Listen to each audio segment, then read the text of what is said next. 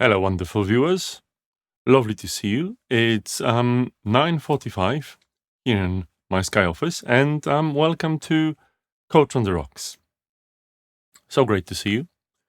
Today, I wanted to talk about something that I got inspired about recently, and it goes back quite a while.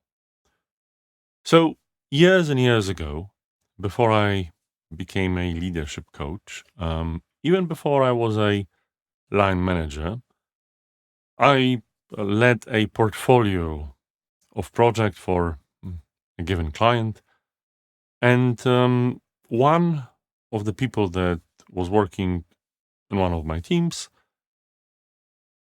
was an interesting fellow. He was very productive, talented, engaged. His work was always of the highest quality, and I could really rely upon him, right? I think he was an amazing contributor. And, as you have a person like that in your team, you develop a relationship, especially if you want to be a good manager, a good leader yourself. And I did. And, we talked a bunch of times. Only naturally, I talked and had one-to-ones with all the people in the portfolio. Took me quite a while to get through all of them regularly. But this particular person, was really thinking about where he wants to go from his own role. And he thought, yeah, maybe I could do some leadership. Maybe my further advancement could be in a leadership role, being a manager, being a team leader first, and so on and so forth. And well, I wasn't yet a fully trained, certified, and professional leadership coach back then, but I always wanted to help people. And so I gave him tips. I helped him grow. When we were working together, or giving him tasks that also had some, responsibilities of leadership. And overall, he really enjoyed it. Right? It's not that he always excelled, but that's that. The thing, however, is he was a person that worked remotely to me in a different office. I visited, but couldn't always be with him. And the thing is, people in the team and outside were, saying that, hey, he's not someone that you would call a people person. And, he had a way about him. Not obnoxious, but, sometimes conflicts arose. It wasn't always easy to communicate with, although I found it easy myself. And I'm sure he got under some people's skin in his native office where he was in this particular city. And so as I was working with him, and this particular project ended, he moved on to a different team inside the organization. Quite soon, I had a call from the people team, HR, saying, "DK, what the hell? Why were you promising a leadership role to this particular person? It's not yours to give." I said, "Well, yeah, it's not mine to give, but he wanted to develop as a leader, and I thought I could give him some tips and help him as much as I can in his development." And what I've heard back was like, "Yeah, but he's we don't want leaders like him and so on." And between the lines, it's like he will probably never become a leader with this particular organization because somehow he's on the blacklist. And I can understand why people might have placed him there for political reasons, for his lack of people skills and so on, right?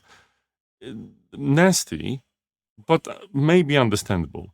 What I really, however, think is a great tragedy is that this person was denied feedback. No one told him that, he lacks these skills and he will struggle to progress, or it will be difficult for him, or if he wants that, he needs to change this and that, and there's work that needs to be done. And I can understand that perhaps this person was passionate, perhaps they would push back, perhaps there was all kinds of things that might have made it difficult. to help this person with feedback. But nevertheless, I think it needed to be done. I think if you have someone in the organization and you're in the people team, or you're a people manager, a line manager, and someone's looking up to you for leadership and line management, it's your responsibility to help them understand what is it that's holding them back. I think just because it's difficult, just because you might get pushed back, it's not an excuse. I think your role is to know how to do it properly. And as Humble Associates, we train many managers on how to properly deliver feedback.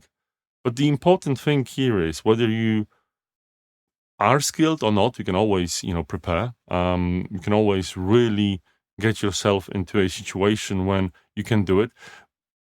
But hurting people through not giving them feedback, treating them and leaving them in this infamous state, longing for feedback or having a hope for advancement and being denied because of something that they don't know about, is just sad and unfortunate, and I think cruel. I don't think this should stand like that, and for me, it never did. I always did my best, and some feedbacks were difficult, and some people had a long road ahead of them if they wanted to get to a certain position, and there were certain behaviors that they would need to change and work on. But the thing is, to give someone a silent treatment is just cruel and not the right thing to do. In fact, it prompts me to think, how many times have I been given the silent treatment? I probably will never know. But one thing I have a gut feel about is there might have been quite a few times. So, hopefully, the lesson you're taking away from this short Coach on the Rocks talk is, don't leave people hanging. Don't leave people hungry for feedback. Don't give people the silent treatment. Even though you might think, oh, I don't care about it, it's not my job, or if I don't, nothing will happen. I choose inaction. That's not the right thing to do. And I don't know if it's something that aligns with your values, if you think about that. You probably can't fix the entire world, but you can help one person at a time, especially the ones that are close to you, and rely on you for feedback or leadership, whether you're a leader or a member of HR or a people team. It's your job. With that, thank you so much. Leave me a comment, send me a message if you have anything to add, or maybe you disagree. I will make sure to respect your opinion and engage with it, as I always do. Thank you so much, and have a great day. I will see you tomorrow at 9:45 a.m. for the next Coach on the Rocks. Bye-bye.